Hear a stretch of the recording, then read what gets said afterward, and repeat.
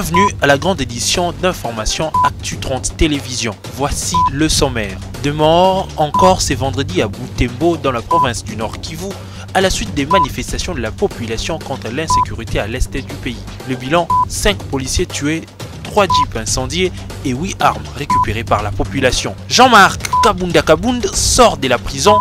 Le président de l'Alliance pour les changements a été assigné à résidence surveillée ce vendredi par la Cour de cassation. Les Congolais de la diaspora pourront voter au prochain scrutin. L'annonce a été faite par le président de la Commission électorale nationale indépendante, Denis Kadima Kazadi. Les détails, c'est tout de suite.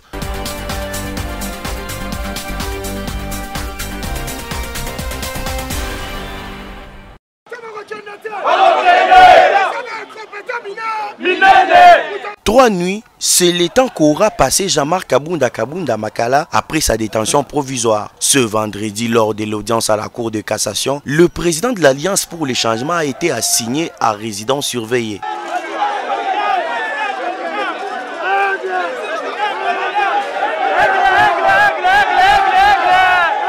Synonyme de la sortie des prisons, même si les dossiers restent pendants. Il a accordé la mise en résidence surveillée, donc il rentre, il sera surveillé par la justice et non plus la prison.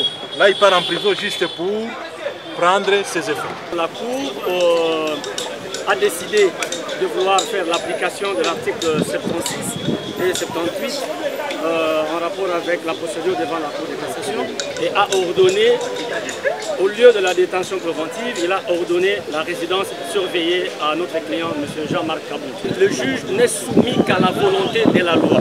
Il n'a pas fait une faveur quelconque. Si le juge n'avait pas appliqué cette loi, le juge aurait aussi violé la loi. Alors il ne peut pas violer la loi pour satisfaire au ministère public. Selon la procédure, il doit rentrer à la maison. Il doit rentrer en prison pour remplir les formalités d'usage et après il va aller à la maison. Pour rappel, Jean-Marc Kabound, ancien premier vice-président de l'Assemblée nationale, avait été acheminé à la prison de Makala depuis mardi dernier. Il est poursuivi pour outrage au chef de l'État, injure publique et propagation de faux bruits.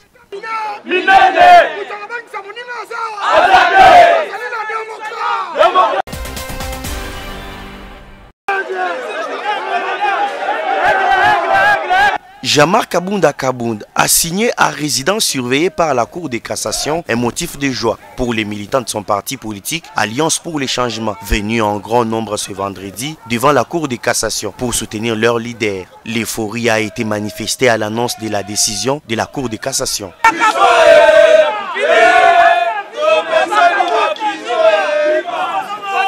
Nous sommes contents dans la mesure où on a seulement appliqué la loi telle que ça a été stipulé. Le combat qu'il nous reste à faire, c'est de continuer avec la justice jusqu'à la fin parce que nous voulons que l'affaire soit fixée pour que l'opinion connaisse au moins la vérité. Parce que le peuple congolais à l'heure actuelle n'a besoin que de la vérité. Parce que jusque-là, il y a la vérité qui échappe au peuple congolais. De comment est-ce que la République est gérée, comment est-ce que l'appareil de l'État est géré. C'est ce qui est actuellement comme la préoccupation majeure de la population. Mais sans doute que nous comprenons que M. Tshisekedi a simplement peur parce que toutes les tractations et les violations que nous connaissons dans la procédure déjà enclenchée, ça prouve à suffisance qu'il y a instrumentalisation de la justice. Nous n'avons cessé de rappeler depuis le début de cette affaire que le président Kabound non seulement jouissait des privilèges des juridictions, mais également des privilèges des poursuites. L'amener jusqu'à le mettre sous mandat d'arrêt provisoire à la prison de Makala, nous avons dit que c'était une violation flagrante de toutes les lois de la République, mais également du règlement intérieur de l'Assemblée nationale. Les dossiers toujours en cours. Reste au juge de fixer la date pour la prochaine audience.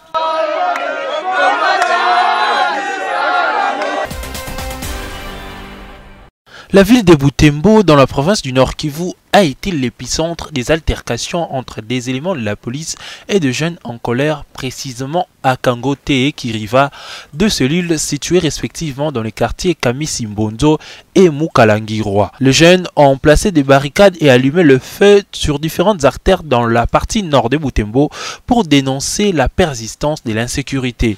Ils sont allés jusqu'à incendier le bureau du sous-commissariat de la police nationale de Kangote, a fait savoir le porte-parole des opérations Sokola 1 Grand Nord. Le bilan des altercations font état de 5 policiers tués et 3 jeeps incendiés par les manifestants. 8 armes à feu ont été récupérées par la population d'après les porte-paroles des opérations Sokola 1. Il y a peu, la population de Butembo, tout comme celle de Goma, avait manifesté contre l'insécurité en exigeant le départ de la mission onusienne en République démocratique du Congo. Plusieurs morts étaient également enregistrés tant du côté des forces de l'ordre que des habitants. Le vice-gouverneur de la province de Mai-Ndombe, Maître Jack Mbomba Mbokoso, a convoqué jeudi 11 août une réunion de sécurité d'urgence. Réunion qui fait suite à la mort des 6 agents des forces de l'ordre et de sécurité dans le village Ngomboni, situé dans le territoire des Kwamount dans la province du Mai-Ndombe, la nuit du mercredi 10 au jeudi 11 août dernier. Le numéro 2 de la province indique que le gouvernement provincial de Mai-Ndombe avait déjà pris le soin d'envoyer quelques policiers et militaires sur terrain pour assurer la sécurité et désarmer les assaillants qui pullulent vers Ngambomi. Ce sont donc ces militaires allés désarmés qui ont été pris en étau par ces assaillants. Le vice-gouverneur annonce par ailleurs que des dispositions idoines ont déjà été prises pour sécuriser toute la population de cette partie du territoire national congolais. Le président de la Commission électorale nationale indépendante, Denis Kadima, a au cours d'une rencontre avec une association de femmes réitéré la tenue des élections présidentielles et législatives prévues en 2023, mais aussi le municipal. Après 40 ans, le président de la centrale électorale a indiqué que des Congolais vivant à l'extérieur du pays pourront voter dans les ambassades. Il a précisé en outre que cela se fera dans une phase pilote avec 5 pays, dont la Belgique, la France, les États-Unis d'Amérique, le Canada et l'Afrique du Sud. Ici est de noter qu'en prévision de ces échéances électorales, dans la présidentielle, surtout, certaines personnalités ne cachent pas leurs ambitions à briguer la magistrature suprême. Au nombre de ceux-là, Martin Fayulu, Matata Pogno, Adolphe Muzito, Jean-Marc Kabound.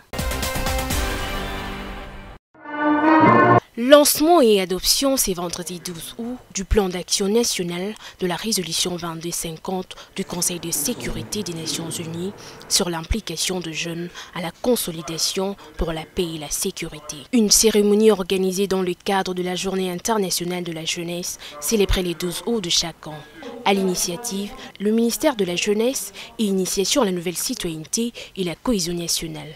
C'est le vice-premier ministre, ministre de l'Intérieur, Daniel Asselo, représentant du Premier ministre chef du gouvernement, qui a procédé au lancement de ces plans d'action initiés par les Nations Unies. Ces plans vont favoriser la participation, la prévention et la protection des jeunes et aussi faire bénéficier aux divers partenaires dans les différents secteurs de la vie nationale d'encourager les jeunes à se désengager des conflits et de devenir des acteurs majeurs de la paix et de la sécurité dans notre pays. Dans son discours, le ministre de la Jeunesse, Yves Bonkoulou, a remercié les chefs de l'État pour la matérialisation de ces plans d'action nationale de la résolution, tout en lançant un appel aux jeunes pour intégrer l'armée congolaise. Nous croyons que ces plans d'action nationaux permettra à la jeunesse congolaise de prendre conscience sur des questions liées à la protection, au désarmement, à la mobilisation, mais ainsi qu'à la participation pour que le jeune Congolais puisse prendre part à la prise de décisions dans tout ce qui se passera dans notre pays. Une initiative saluée par les collectifs de regroupement présents à cette cérémonie. Chaque jeune, chaque Congolais doit devoir se mettre en tête qu'il n'a qu'un seul pays c'est la République du Congo. Et laisser par lui ou par elle l'ennemi entrer, cela va entraver la paix et la quiétude de notre pays. Il faut noter que la République démocratique du Congo est le deuxième pays en Afrique à avoir lancé ses plans d'action nationale de la résolution 2250 après le Nigeria. Le 12 août, date de la célébration mondiale de la Journée internationale de la jeunesse, journée adoptée en 1999 à l'Assemblée générale des Nations unies dans le but d'attirer l'attention de la communauté internationale sur le problème de la jeunesse. Tout pour mettre en exergue les immenses potentialités des jeunes en tant qu'acteurs de développement. Ainsi, pour cette 23e journée, la célébration est inscrite sous les thèmes « Solidarité intergénérationnelle et création d'un monde pour tous les âges ». Tout dans l'objectif escompté de diffuser des messages préconisant de mesures à prendre pour toutes les différentes générations dans le but et dans l'essence d'un développement durable. À ce jour, les statistiques des Nations Unies estiment le nombre de jeunes à 1 milliard, équivalent à 15,5% de la population mondiale. À ce titre, les jeunes sont ainsi appelés à contribuer à la consolidation de la paix et de la sécurité dans le monde.